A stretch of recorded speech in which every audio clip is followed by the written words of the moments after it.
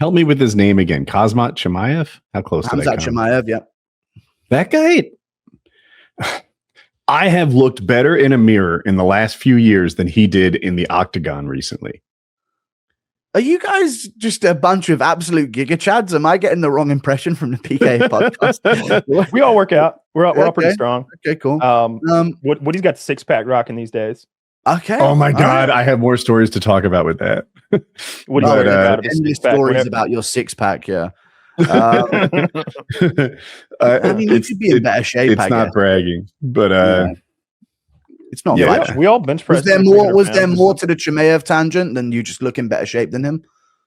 That was the whole thing. Well, that and he really struggled to make weight and gassed out in the first round.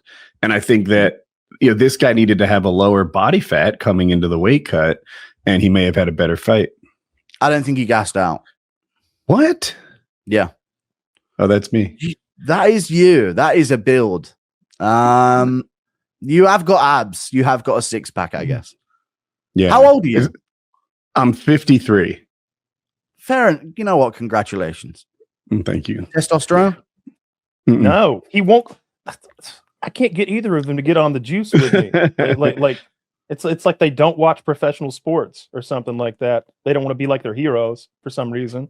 All right, like get on the sauce. Nobody's testing you. But on the Chimaev topic, you're safe. Yeah, on the Chimaev topic, I don't think he gassed. I think it's just like the way he fights. If it is shut down, it is shut down all the way until he gets a chance to second wind himself. He's all gas, no breaks. His first round, Khabib gets you into a dominant position and keeps you there. And he doesn't really have to work from that position and he can breathe. But Strickland did a really good job in round 1 against Chimaev of making sure that anything Chimaev got as an advantage, there was no breathing time. There was no time for him to just sit there and go. Like everything that Strickland did to defend him round 1 made Chimaev have to jump to the next move to keep him there. You know, I see it differently. Back at the end. I recognize your MMA guru, but Khabib was like an anaconda with his grappling, where he'd get a hold of your ankles and work his way to his knees and then your hips, and and then he'd work his way to his submission. And he seemed to have the cardio to do more than just maintain position. He could advance position and threaten submissions. Whereas, I'm retarded. Khamzat, thank you. I appreciate the assist. but whereas Khamzat, my goodness, like he gets the takedown and then all he wants to do is hold position. He doesn't advance really. He doesn't really threaten submissions very much. I know he went for the RNC, but by and large, he would just lay and pray all fight long if he could. And I think it's a cardio issue. Yeah, but that's what he did against Dricus du Plessis, because he could do that against Dricus du Plessis. He could hold him down and breathe. But against Strickland, what I'm saying is that he couldn't hold down Strickland. No one can hold down Strickland. It was like a secret amongst MMA gyms. That's why a lot of the fighters had picked Strickland. And it's probably a good thing they stopped fighters from being able to bet, because, I mean, Masvidal retired from the UFC and he said he put a large amount of money based on rumors that he heard. Yeah. 100,000 on him at like I didn't 4-1, 5-1 or something. Yep. I can't remember Strickland being bested in grappling, but I just didn't recognize that his defense didn't go his way. Yeah, true. I just didn't remember his defensive grappling being that good. DDP though, I remember him just like, I swear he'd bend at the waist, run forward with the windmill punches, and they'd land sometimes. Dricus is that guy. Style. That's why it's so fun to watch him.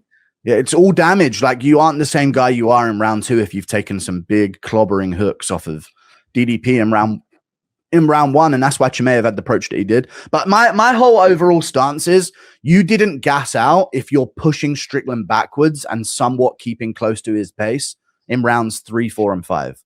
Like, if that's Chimaev gassed out, I don't want to see him when he's not gassed out, because he's going to be an absolute insane monster.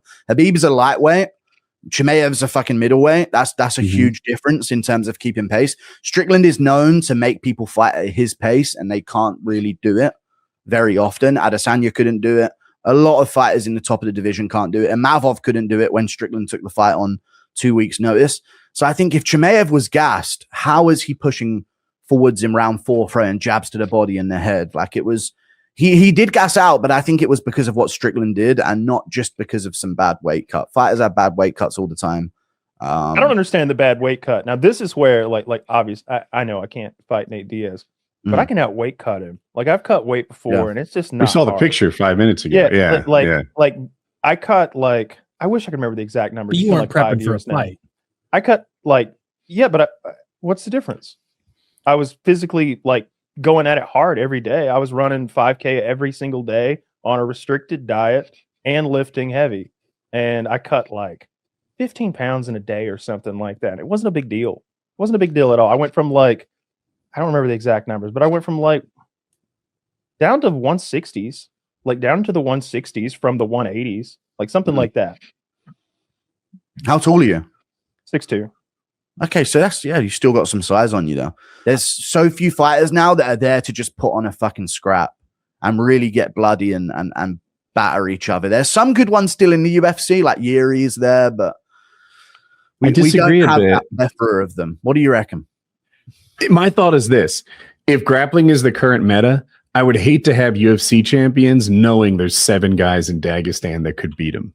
Like, open the doors, let the best win. If they're not using fucking elbows to the cheekbones to get it done, then they're not using elbows to the cheekbones to get it done for a reason. There's something else that's more effective.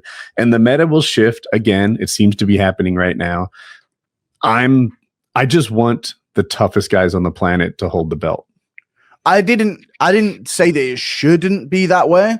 I just say that I miss guys like Perry. Okay. The sport, when it was back in the day, before this new, like, you have to be perfect at everything sort of evolution thing. It used to be a lot more of like, there would be a Mike Perry on the roster who was just some tough cunt from where's he, St. Louis or Flint, Michigan? I think he's from Flint, Michigan. Or something. And he's just off he's a street fighter. We don't see those street fighters. Yeah, we don't see those street fighters turned MMA fighters. They're MMA kid prodigies that go on like that.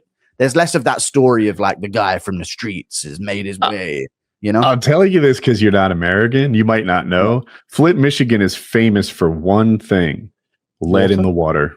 There's lead in their water system. It's and that's flammable water. Problem. I think they fixed that to their credit. I think they got it. I think it's been fixed since then, but you could also perhaps imagine that Mike Perry was a product of it. Yeah, I've heard Flint water used.